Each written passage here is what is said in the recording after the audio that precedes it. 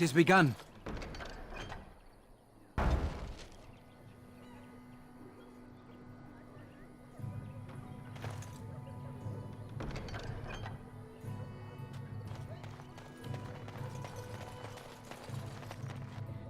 It shall be done.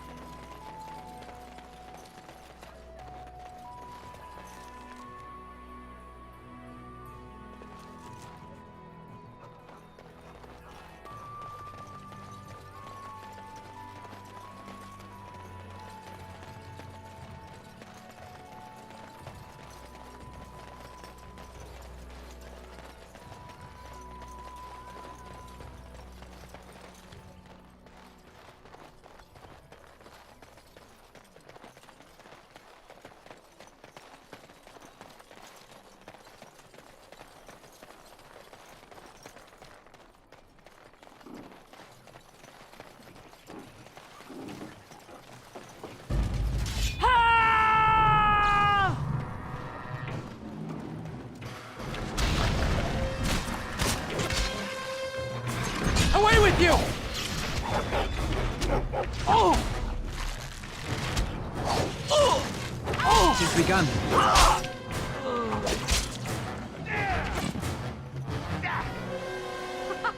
Run while you can. There is no glory in bloodshed! I will not fail. If we must fight, let us do it quickly. As you say. Let me! Let me!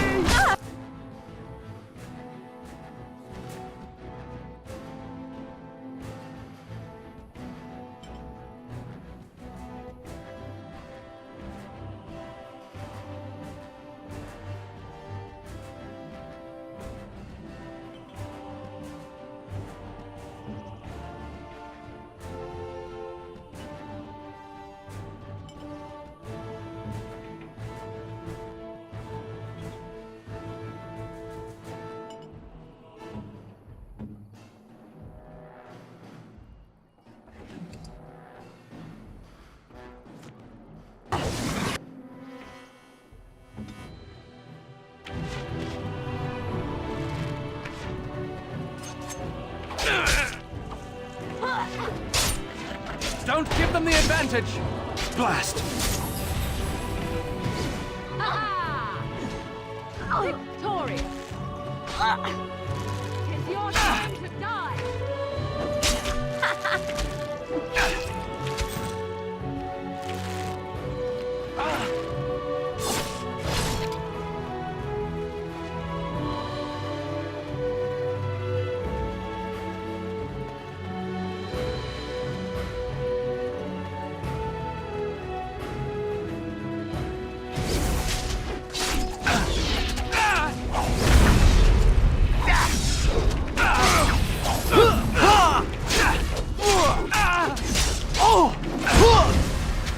force our hands. Let's make this quick!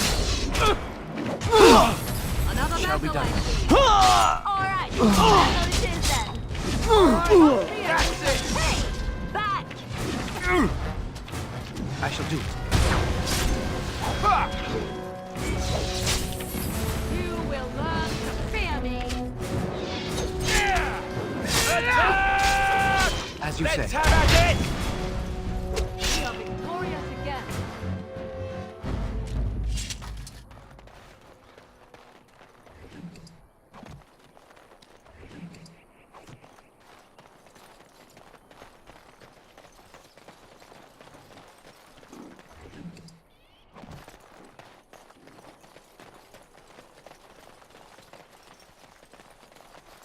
It is begun.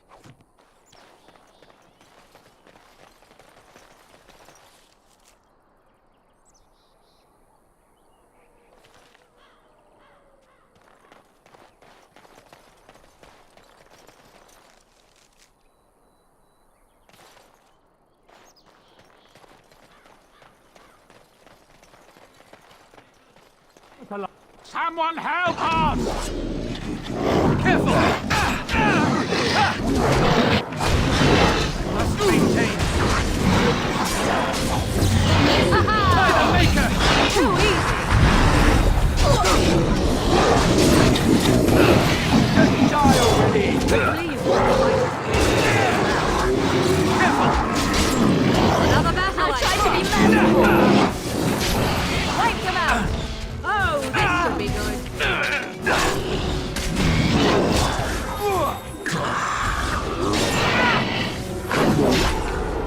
Now you fall! Not be defeated. It shall be done. Mighty timely arrival there, my friend. I'm much obliged. The name's Bodon Feddick, merchant and entrepreneur. This here is my son, Sandal. Say hello, my boy. Hello. Road's been mighty dangerous these days. Mind if I ask what brings you out here? Perhaps we're going the same way. Complicated? Somehow I imagine that only says half of it. Thank you for the offer, but there may be more excitement on your path than is good for my boy and me. Allow me to bid you farewell and good fortune. Goodbye. Now then, let's get this mess cleaned up, shall we? We'll be off as soon as this mess is cleaned up. Thank you kindly for all your assistance. Yes?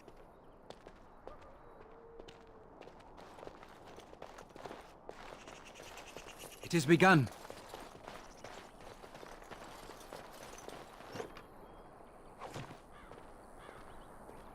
What do you wish of me? If you must. I was not born such. 'Tis a skill of Flemeth's, taught over many years in the wilds. The chastened have tales of we witches, saying that we assume the forms of creatures to watch them from hiding. When a child is alone and separate from his tribe, that is when we strike, dragging the young boy kicking and screaming to our lair to be devoured. A most amusing legend. Changing her form, certainly. Devouring lost children, I cannot say. She has not done it in my experience, though in truth my lifespan is but a fraction of her own. Why do you ask? Is there something specific you wish to know?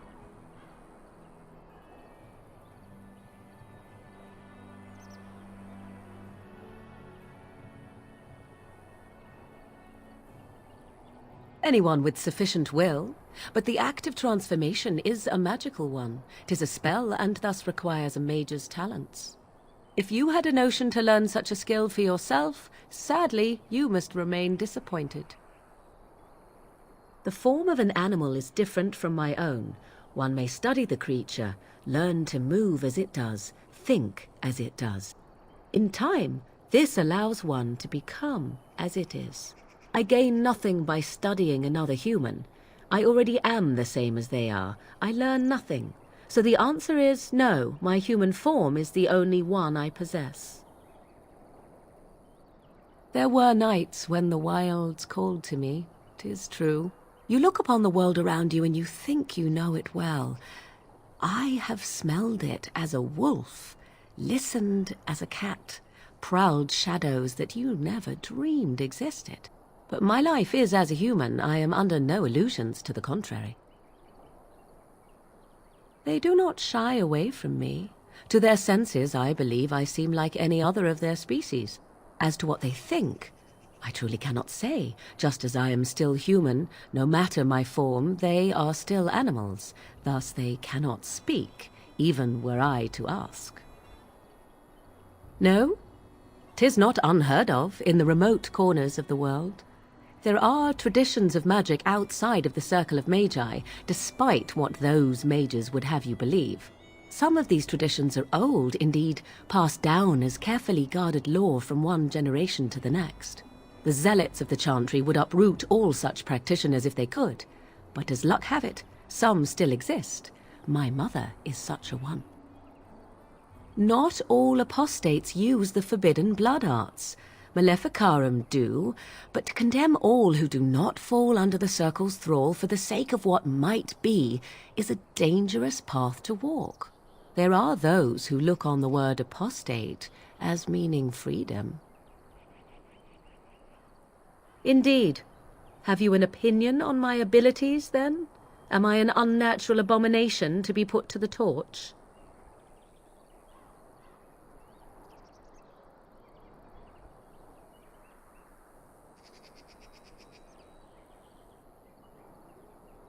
Oh, you're simply full of surprises, little man, aren't you?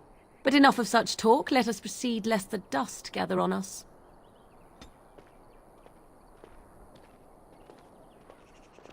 Yes?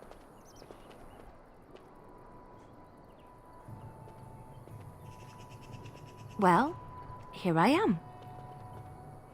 I knew this would come up sooner or later. I don't know how to explain, but I had a dream. In it, there was an impenetrable darkness. It was so dense, so real. And there was a noise, a terrible, ungodly noise. I stood on a peak and watched as the darkness consumed everything. And when the storm swallowed the last of the sun's light, I fell, and the darkness drew me in. When I woke, I went to the Chantry's gardens, as I always do. But that day, the rosebush in the corner had flowered. Everyone knew that bush was dead. It was grey and twisted and gnarled, the ugliest thing you ever saw. But there it was, a single beautiful rose. It was as though the Maker stretched out his hand to say, even in the midst of this darkness, there is hope and beauty. Have faith.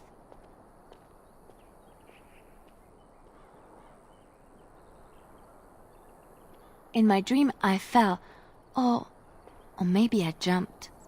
I'd do anything to stop the blight. I know that we can do it. There are so many good things in the Maker's world. How can I sit by while the blight devours everything?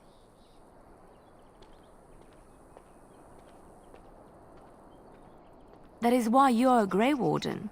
Come, there's a blight to stop.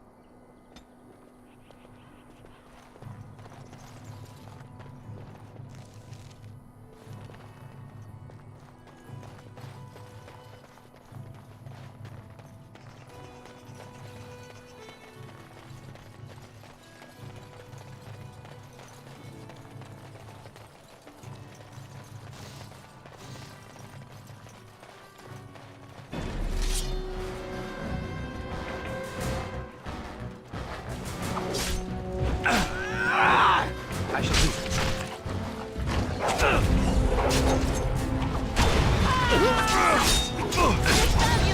Watch out! Push them back!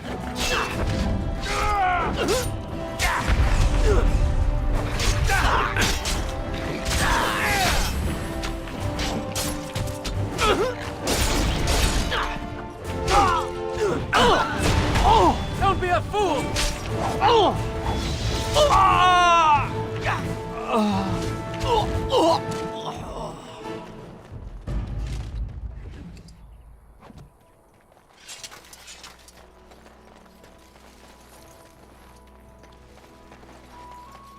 Allow me.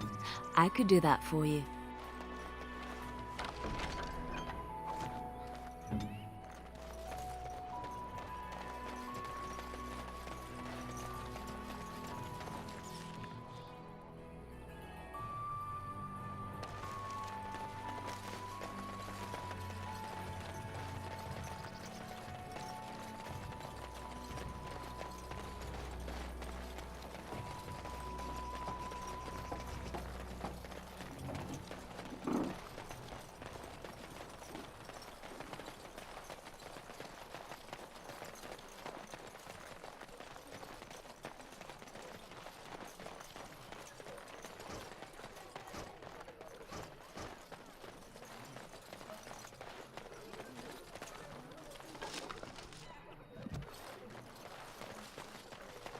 Let him take notice and shine upon thee, for thou hast done his work this day.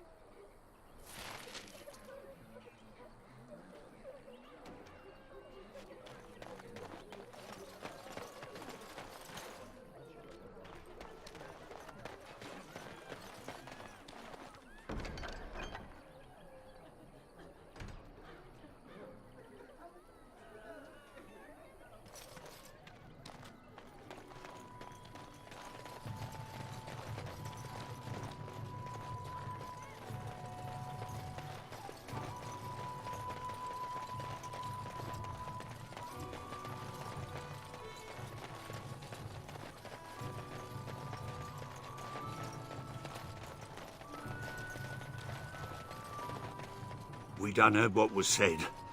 You're a warden. I don't know if you killed King Cailan, and make her forgive me, I don't care.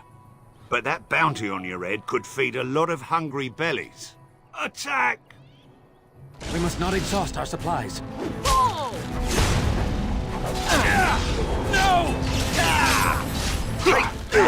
I'm trying to be merciful.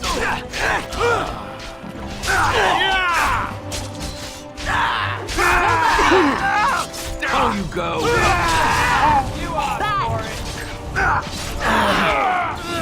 I got it! Let's make this quick!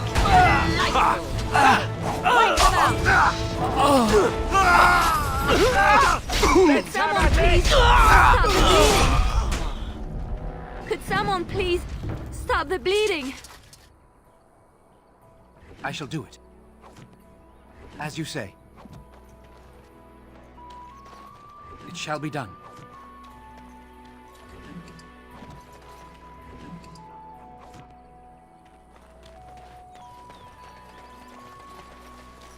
What now?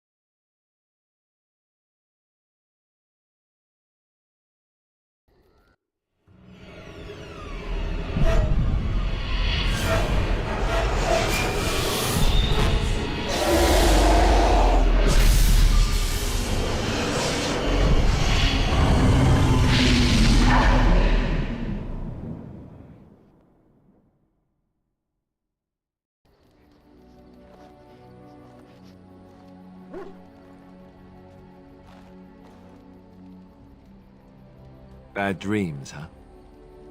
Well, it is real, sort of. You see, part of being a Grey Warden is being able to hear the Darkspawn. That's what your dream was, hearing them. The Archdemon, it talks to the Horde, and we feel it just as they do. That's why we know this is really a blight. I don't know if it's really a dragon, but it sure looks like one. But yes, that's the Archdemon. It takes a bit, but eventually you can block the dreams out. Some of the older Grey Wardens say they can understand the Archdemon a bit, but I sure can't. Anyhow, when I heard you thrashing around, I thought I should tell you. It was scary at first for me too. That's what I'm here for. To deliver unpleasant news and witty one-liners. Anyhow, you're up now, right? Let's pull up camp and get a move on.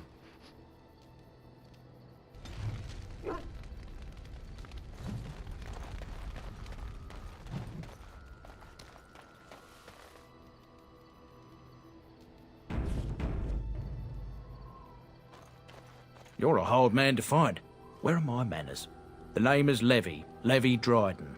Did Duncan ever mention me? Levy of the coins? Levy the trader? Really? He never told you of old Levy? We've known each other for years. But here I am carrying on while you have a blight to stop. Don't want to waste your time. But you see, Duncan promised that together we'd look into something important for the Wardens. And for me. But poor Duncan's... well, no more. A tragedy it is, at that. But I know he would want his work carried on, his pledge fulfilled. Well, as you know, my family's name is mud around noble circles. My great-great-grandmother, Sophia Dryden, was the last Warden commander of Ferelden back when the Wardens were known as freeloaders. So King Olin banished the Wardens, and he took House Dryden's land and titles. Duncan wanted to reclaim the old Grey Warden base, Soldier's Peak, and perhaps we'll uncover evidence to restore my family's honour along the way. Nobody's been to Soldier's Peak since the Grey Wardens were banished, but I found a way. They say it's haunted, and it's certainly dangerous. Will you help me? 1,000 blessings upon you, Warden. I'll mark down the location on your map. When you arrive, we'll pick our way through the tunnels together.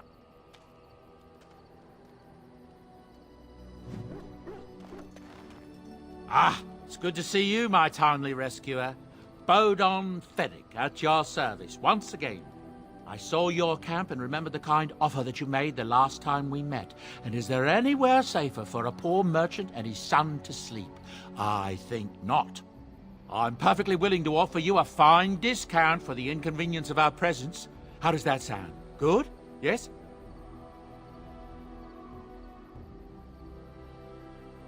Wonderful. Thank the gentleman, won't you, boy? Thank you, sir. We won't be a bother to you and your companions, I assure you. If you should need enchantments, simply talk to my boy. Otherwise, come speak with me. Hello. The boy's a bit simple, but he's rather good with enchantments. One of those tranquil fellas actually called him a... what was it now? A savant. I had no idea such a thing existed. Oh, certainly, I can do that for you. Just come with me.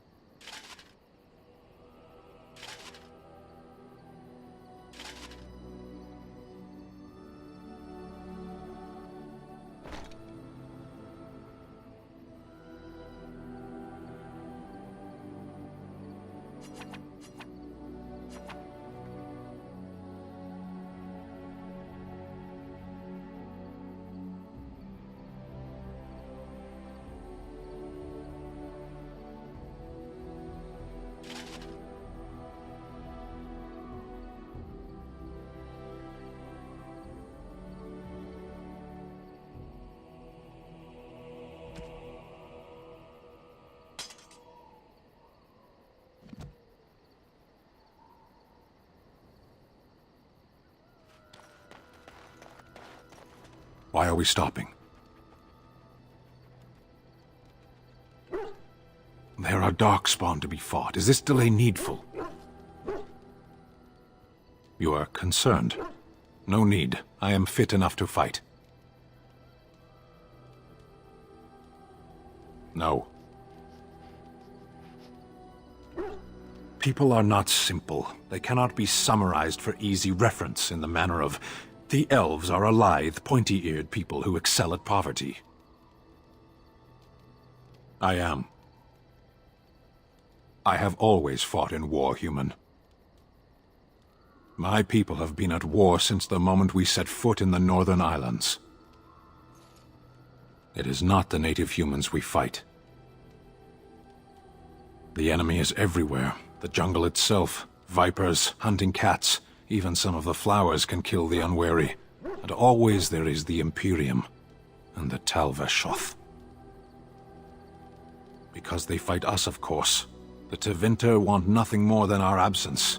They tell us this with magic and steel and death. I do not see how this matters. Seheron and Parvolan are distant. Ferelden and the Darkspawn are immediate. As you wish. Yes.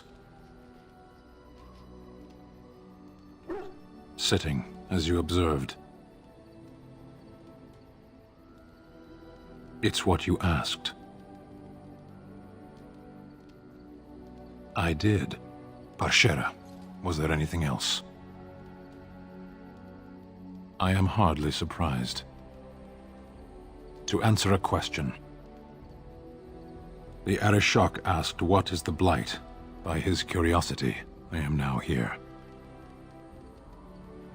The one who commands the Antam, the body of the Kunari. Kunari have no kings. Little patience for endless questions. Yes. Never. I cannot go home. It doesn't matter now. Can we move on?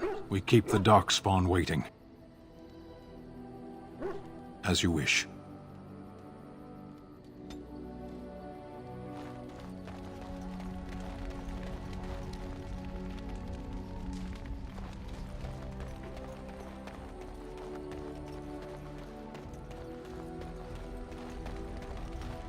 What do you wish of me?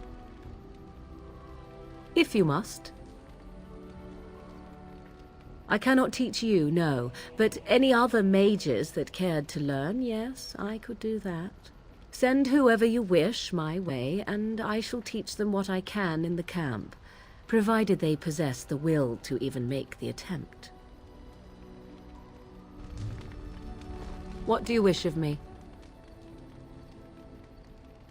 We are in camp, so 'tis as good a time as any.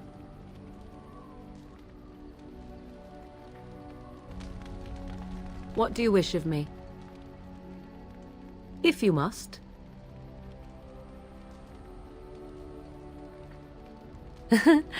You are very cute to ask so many questions.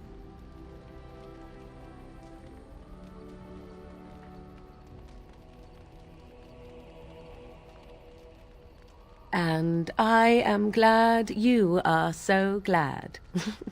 My mother has been hunted from time to time, yes, by Templar fools like Alistair, which should tell you how successful they generally were. Flemeth made a bit of a game of it, in fact. The Templars would come again, and she would look at me and smile and say that the fun was to begin once more. I found the game fun. I was too young to understand the truth behind what was happening. Flemeth would warn them once. 'Twas a warning they inevitably failed to heed. And then the true game began. Often Flemeth would use me as bait. A little girl to scream and run and lure the Templars deeper into the wilds and to their doom.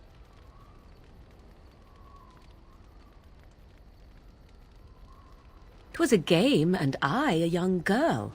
If I didn't get to play, I would have been very upset. Thankfully, the wilds is a vast place. Once they found us, Flemeth would simply move us elsewhere, and we would be lost within the forest once again. I did not understand the danger we faced until I was much older. I had never heard of apostates or maleficarum. Would they have regretted hurting me? I was a young child. Yet do you think they would not have gleefully held my head aloft as a trophy? There are no trials for apostates, no prisons, no mercy. There are only absolutes, so only survival matters. If the wilds have taught me anything, 'tis this. First, you must survive. Do you disagree?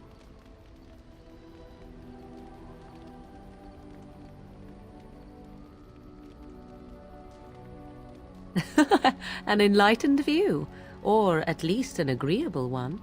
Enough of this talk. Let us return to the task at hand. What do you wish of me? If you must. Well, that depends, does it not? What does she seem to be?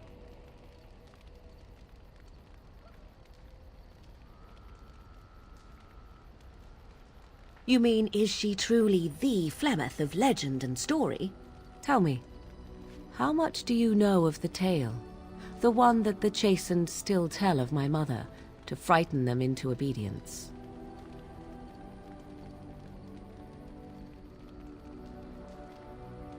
Ah, I see. That does explain much.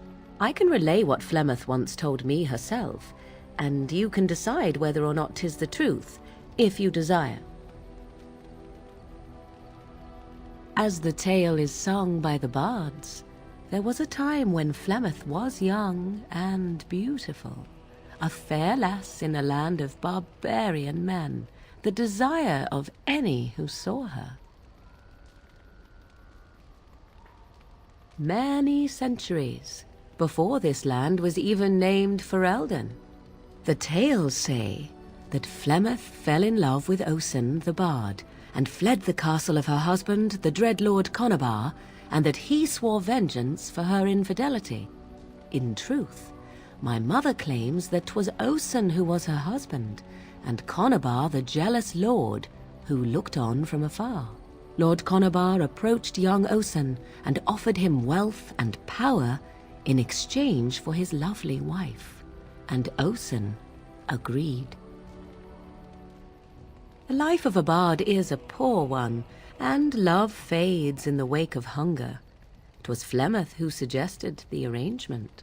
All would have been well had Lord Conabar kept his end of the bargain. But he was a foul man who bargained with coin he did not possess. Osen was led off to a field and slain, left for dead. Flemeth spoke to the spirits and learned of the deed, and swore revenge. That was not the point. Conabar had no honor, so she would not have him. Flemeth begged the spirits to aid her, and 'twas they who slew Conabar. The demon the legend tells of came later. Lord Conabar's allies chased Flemeth, you see, chased her to the wilds, and there she hid. There she found the demon, and he made her strong. The legends all speak of the great hero Cormac, he who defeated Flemeth and her great army when she invaded the lowlands centuries later. All lies. The truth of the matter is that there was never an invasion. As Flemeth tells it, the Chastened never raised an army under her banner, and she never fought with any warrior named Cormac. Cormac led a brutal civil war against his own people, and later claimed it was to vanquish evil that had taken root amongst the lords. Thus, he was hailed a hero. Flemeth was only attached to the legend much later. Perhaps 'twas due to the great war with the Chastened that eventually came, but Mother claims not to know how it began.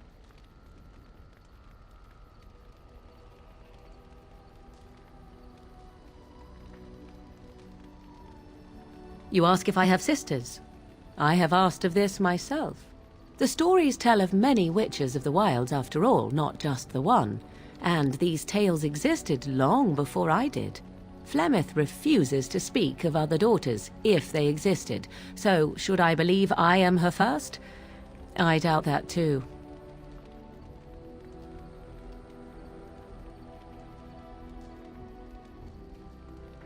do not believe everything that Flemeth claims. Oft it seems her bitterness has colored her memories. But on the whole, yes, I believe this tale, if not all. The demon within her has transformed her into something else. An abomination, perhaps some would say. I know not. I only know my mother is clever, and she is part of the wilds as it is part of her. But she is no immortal. She bleeds. A blade in her heart would kill her like any other, were it lucky enough to find her. Flemeth tells it with far more embellishment than I, but you are welcome. Dare I ask of your own mother? Few are abominations of legend, 'tis true, but I find myself curious nevertheless.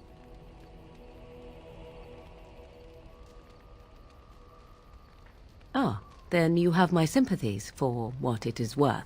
Which is very little, I am certain. It matters not. Let us move on.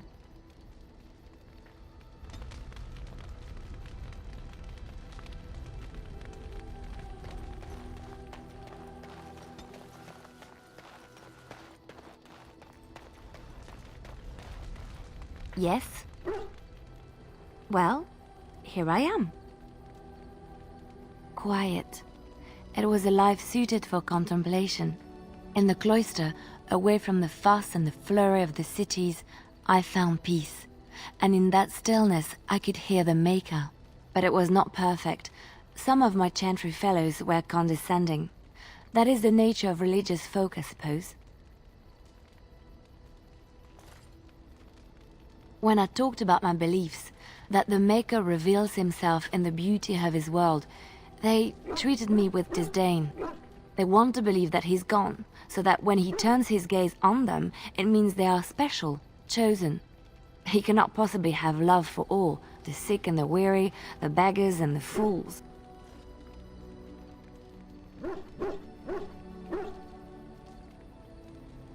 What can I say to them? What they believe is what the chantry says, and the chantry is infallible, yes? Maybe I am wrong. But it is the Maker's place to decide if I am worthy, not men, not the chantry. But there is work to be done, and I have talked enough for now.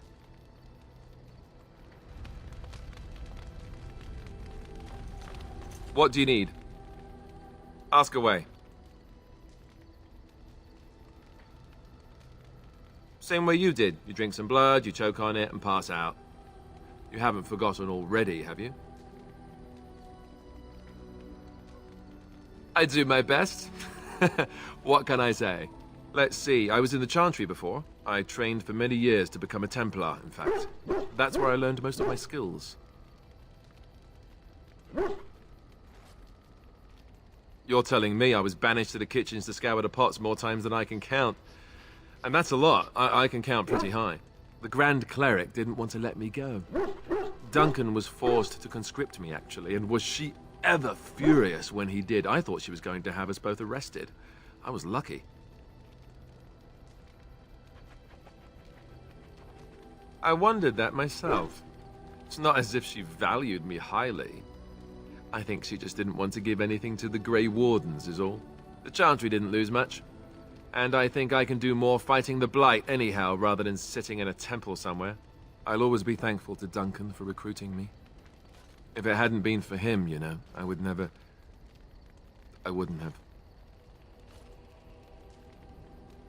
No, it's... I'm sorry. I shouldn't be... It's fine.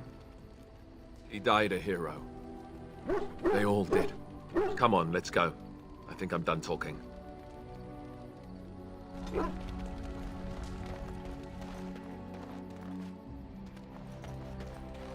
Oh, why, you little... Oh, you're so funny. Such rapier wit. Your furry friend here took offense at me getting near his food. He snapped at me, look.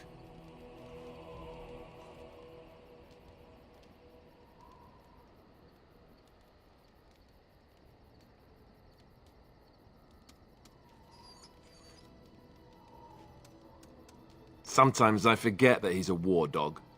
That'll teach me.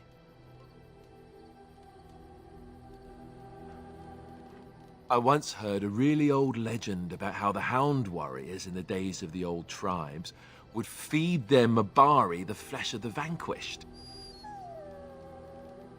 Well, that's what I heard anyway. It would sometimes be human flesh. Oh, like you can tell the difference. For all you know, maybe you've already been fed something. Someone.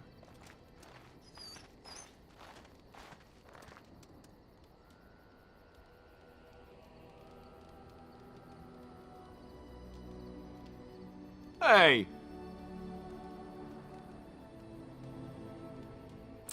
Look at what your fool dog placed in my pack. A putrid, half-eaten hare is not something a woman wants to find in her unmentionables.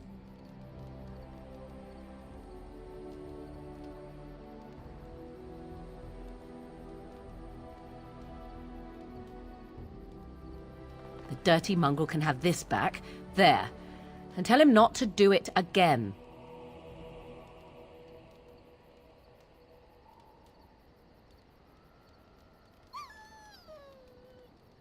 I don't want it, you worthless fur bag.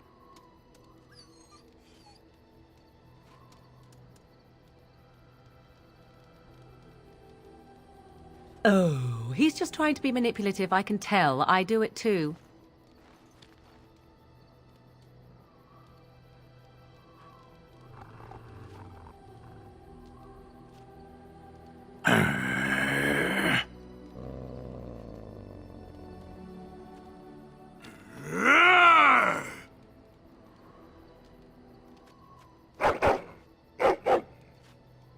You are a true warrior and worthy of respect.